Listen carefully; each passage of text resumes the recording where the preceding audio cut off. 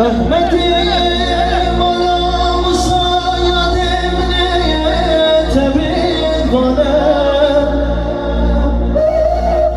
Deniz bir de sevda yadim kehrem olam Vidayge pısmanım ne kuşu kudim Rabbim yadim sen merane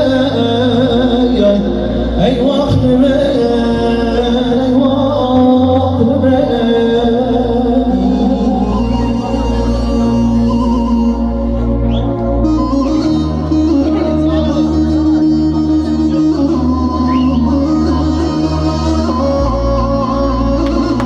Şöyle canı gönülden alkış gelsin, moral alkışı. Şabik evet, şabik.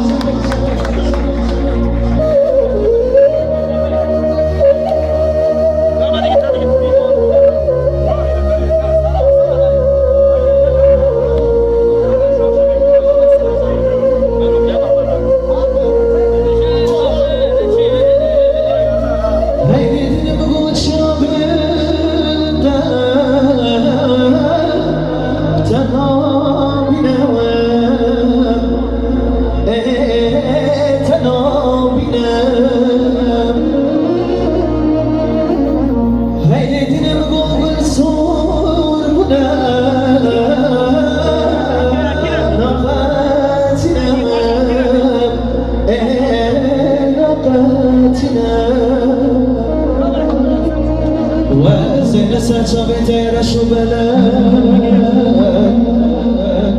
تجارة لعنها بنوام إنها بنوام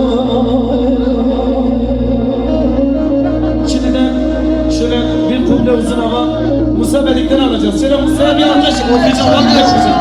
Vallahi gidemezsin. Yemin ederim okuyacağım.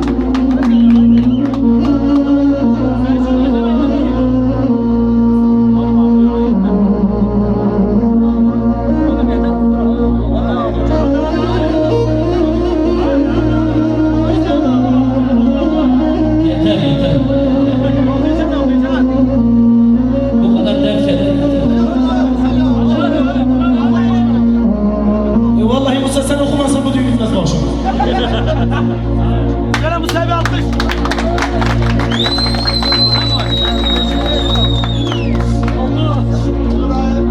Meşe zafer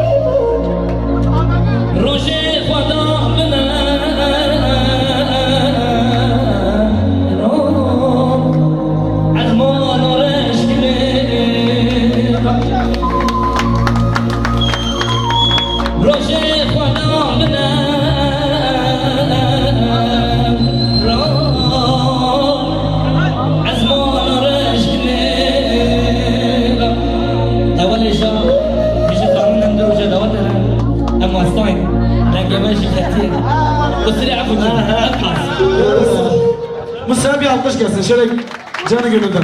Var Reşit. Bak kıymetini bil. Musa ilk defa bir düğünde uzun hava okudu. Ona göre. Şöyle Musa'yı senin bir alkışlaman lazım Reşit. Bir güzel bir alkış gelsin bakayım Musa'ya. Evet. Allah var etsin. Halep.